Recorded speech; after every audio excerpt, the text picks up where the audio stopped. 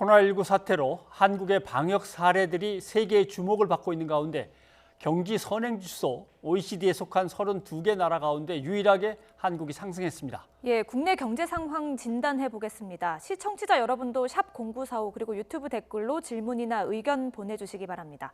건국대 경제학과 최백은 교수 나와 계십니다. 안녕하십니까? 네, 안녕하세요. 예. 우리만 경기 선행지수가 올라가고 나머지 나라들이 다 떨어졌다고 합니다. 네. 우리가 이렇게 유독 반등한 이유가 있을까요? 뭐 가장 가까운 이유는요. 방역의 성공이죠. 방역. 예. 그러니까 사실 그 국내 신문들에서는 언론들에서는 이제 지난달하고 이제 3월달 대비해서 4월달에 이제 그러니까 지수의 변화를 발표했는데요. 네.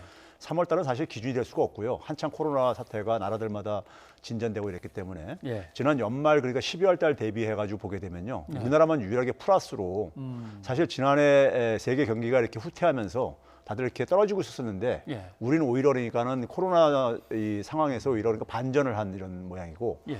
G7만 하더라도 연말 대비해서 한 3포인트 정도가 떨어졌어요. 예. 떨어졌고 그리고 그러니까 OECD 국가도 대부분이 떨어졌는데 우리가 이제 그렇게 될 수 있었던 것은 상대적으로 경제 생태계가 덜 파괴됐기 때문인 거죠. 뭐 단순하게 얘기하면. 예. 예. 그렇다면 앞으로의 경제 상황을 좀 낙관해 봐도 괜찮겠습니까? 그렇지는 않죠. 이게 이제 4월 달까지거든요. 예. 근데 4월 달부터 지금 수출이 지금 굉장히 환경이 나빠지고 있거든요. 예. 그러면 이제 그게 우리는 이제 아무래도 대외 경제 의존도가 높기 때문에 타격을 받을 수밖에 없고요. 그러면 수출 환경이 나빠지는 상황 속에서 지금 이제 긴급재난지원금이 이제 지급되고 있잖아요. 5월 달에요. 예. 요게 좀 이제 그러니까는 좀 일부는 보완하겠지만 제가 볼 때는 언발의 오줌누기고요. 언발의 오줌누기고 내수를 그러니까 보강할 수밖에 없습니다. 수출 환경이 나빠지는 상황 속에서 내수를 보강을 할 수밖에 없는 것이고 내수를 보강하기 위해서는 저는 긴급재난지원금 같은 경우를 올해 그러니까 매달 주지 못하더라도 한 3, 4회는 더 했으면 좋겠어요. 예. 3, 4일.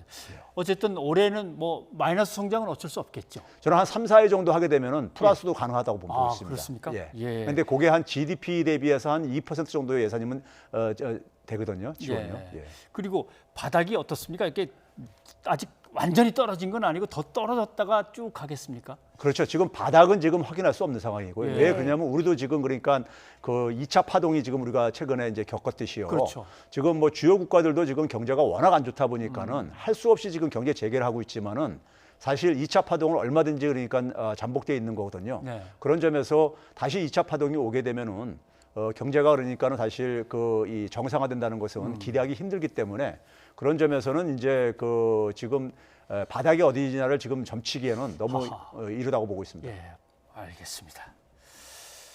그런데 결국 대외 의존도가 너무 우리가 높기 때문에 이제 불리한 구조도 있다. 지금 얘기를 해주셨는데 미국 상황이 좀 좋아지고 중국 상황이 좋아지면 뭔가 좀 보이겠지 했는데 미국이 실업률이 엄청나게 올랐습니다. 예, 그 미국이 지금 이제 경제 활동을 재개하는 이유가요. 예. 사실 이게 어떻게 보면은 강요받고 있는 겁니다. 뭐냐면은 미국이 지난 8주 동안에요. 3월 중순부터 이제 본격화 이제 됐거든요. 예. 예. 초기에는 그러니까 방치를 했었어서 사실은요. 네. 3월 중순을 넘어가면서부터 이제 실업수당 청구자가 처음 청구하는 사람 기준인데 8주 동안에 3,300만 명이 발생했습니다. 예. 3,300만 명이면 미국 경제활동 인구에서 22.5%에 해당하는 인구입니다. 예. 그러면 그건 기존 실업률은 포함 안 시킨 거예요. 그럼 그것까지 한 4% 정도를 추가하게 되면은 예. 한 25%가 넘었다는 얘기입니다. 단기적으로는. 예. 세계 대공황 때가 한 25%였었거든요. 그 당시 그러니까 4명 중에 1명이 실업자라 그랬는데 지금 단기적으로는 그런 상황인 겁니다. 예. 근데 이제 이렇게 되는 상황 속에서 사실 악순환고리가 지금 만들어지고 있는데 미국은 기본적으로 실업급여가 상대적으로 주요 선진국들보다 짧아요. 최대 6개월까지 뿐이 못 받아요. 그리고 이제 문제는 뭐냐면 의료보험이 이 직장하고 연계가 돼 있어요. 많은 경우들이. 예. 아주 이제 그러니까 아주 어려운 사람들 빼놓고는요. 나머지는 직장에 연계돼 있는데 직장을 잃어버리게 되면은 의료보험에 사각지대에 내몰리게 되는 겁니다. 내몰리게 되면은 실업급여가 6개월만 지급되니까는 경제적인 수입이 끊어지게 되고요. 예. 그다음에 의료보험 서비스가 끊어지는데 자신만 끊어지는 게 아니라 가족 이제 미성년자들까지 혜택이 그러겠죠. 끊어지죠. 예. 그러니까 사실 생존의 위기에 내몰리는 거예요. 예. 그래서 그러다 보니까는 미국의 물론 극우 시민층을 중심으로지만은 총 들고 그러니까 말 경제활동 재개하라고 요구하는 이유가 지금 자기들은 코로나보다도 경제 때문에 먼저 죽겠다고 이렇게 이제 가는 거죠. 지금. 예. 예. 그게 이제 그렇게 된 이유가 미국의 이번에 그러니까는 그 이 노동시장에 구조가 그러니까는 완전히 이제 민낯이 드러난 거예요. 미국은 노동시장 유연화가 가장 잘 된 나라로 그동안에는 굉장히 그걸 찬양으로 했었는데 미국은 정규직만 하더라도 OECD 국가 중에서 해고하기 쉬운 두 번째로 높은 나라이고요. 예. 임시직은 제일 높은 나라입니다. 해고가 굉장히 쉬워요.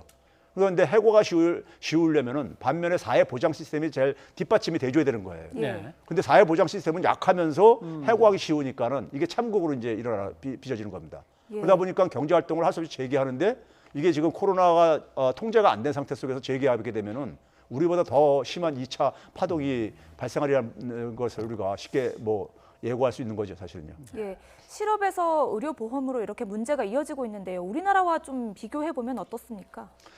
우리나라 같은 경우도 지금 그러니까 사실 실업률 통계에 안 잡히는 소위 말해서 그러니까 일시 휴직자라는 게 있습니다.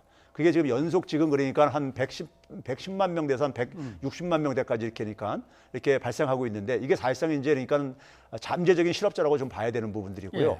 그럼에도 불구하고 미국보다는 굉장히 적은 상태고요. 그래서 우리는 이제 이 부분에 대해서 그러니까 최근에 대통령이 전국민 고용보험제 도입도 예. 이것도 이제 바로 이제 여기에 대한 대응인 거죠. 그래서 이제 빨리 사회 안전망을 강화하는 수밖에 없는 것이고요. 예. 그리고 저소득층이 어쨌든 간에 이 상황이 벗어날 때까지 소득 지원을 좀 더 이제 그러니까 우리가 지속할 필요가 있습니다. 근데 이제 말씀을 듣고 보니까 예. 미국에서 일자리를 이제 갖고 있다가 떨려나면은 예. 뭐 주당 뭐 600불 준다 그래갖고 엄청 많이 주더라고요. 예. 그래서 야 꽤나 많이 준다. 그 자기가 받던 것보다 더 많이 받네 했는데 그게 짧군요 기간이. 그렇죠. 예. 근데 유럽하고 스타일이 다른 것 같습니다. 그러니까 유럽은 해고시키지 못하도록 기업에게 지원을 해서 붙잡고 있도록 하는 거고 미국은 잘려 나간 다음에 그냥 일단 실업수당을 주다가 그냥 떨어져 나가는 거 이렇게 그렇죠. 되는 건가요? 그러니까 이제 그걸 대변해 주는 지표 중에 하나가 장기 실업률이라는 게 있는데요. 예. 이 장기 실업률이라는 것이 대개 이제 미국은 6개월 이상으로 이제 기준을 하고 있고요. OECD에서는 그러니까 1년 이상으로 하고 있는데요. 예. 우리나라는 이제 미국 쫓아가지고 6개월 이상으로 하고 있는데 이 장기 실업률의 기준은요, 기본적으로 실업급여가 지급되는 기간을 기준으로 해야 되는 거예요. 그러니까 예. 미국이 6개월로 한 이유가 바로 그거예요. 근데 OECD 유럽 같은 경우 대부분이 그러니까 1년, 2년까지도 이제 지급해 주거든요. 그러니까 장기 실업률이 미국이 굉장히 낮은 나라에 속해요. 왜 그러냐면요. 장기 실업자의 상태가 되게 되면은 아까 얘기했듯이 예. 경제적인 수입이 끊어지고 의료보험 서비스도 끊어지고 그러다 보니까는 사람들이 눈높이를 낮춰서라도 일자리를 가지려고 그래요. 예. 그러다 보니까 장기 실업률이 굉장히 낮은 거예요. 역설적으로요. 근데 유럽은 이제 사회보장 시스템이 잘 돼 있다 보니까는 사람들이 그러니까는 실업자가 되더라도 자기가 그러니까 만족하는 일자리를 못 잡게 되면은 그냥 사회보장으로 그러니까 이제 견디는 것이고요. 예. 그래서 이게 굉장히 역설적으로 나타나는데 장기 실업률은 굉장히 낮은 거 보게 되면은 미국이 굉장히 좋은 거 아니냐 그러는데 그게 거기에 많은 내용들이 함축되어 있는 거죠. 우리나라가 미국 스타일로 조금씩 따라가는 것 같아서 그렇죠. 가끔 이렇게 불안할 때가 있는데 실제로 우리나라도 그러니까 장기 실업률이 굉장히 낮아요. 아. 낮은 이유가 우리나라도 그러니까 사회 안전망이 유럽보다는 굉장히 취약하잖아요. 우리가요. 취약하다 보니까는 근데 사실 이번에 우리가 방역이 성공하다 보니까는 이게 방역이 성공하지 못했으면은 우리도 대참사가 나타날 수 있었던 거죠. 예. 네. 그러니까 사회 안전망을 그러니까 우리가 빨리 강화하는 것이 저는 지금 이제 우리가 이렇게 사회 안전망 강화를 강요받고 있다고 생각이 들어요. 예. 예. 예, 그렇다면 어떤 부분에서 먼저 보완책이 마련돼야 된다고 보십니까? 그러니까 우리가 최근에 이제 그러니까 논의되는 것이 이게 그러니까 우연이 아니라요. 그러니까 이 전국민 고용보험제라든가 이런 것을 그러니까 우리가 빨리 그러니까 정치권에서 제도화 시켜줘야 되는 것이고요.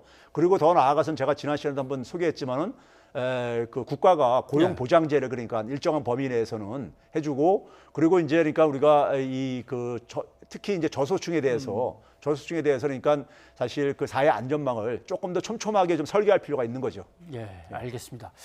말씀을 듣고 보니까 돈을 뭐 어떻게든 긁어 모아서 쏟아붓더라도 예. 기본적으로 시스템을 잘 갖춰놓고 쏟아부어야 그게 효과를 잘 맞습니다. 발휘하는 거지. 예.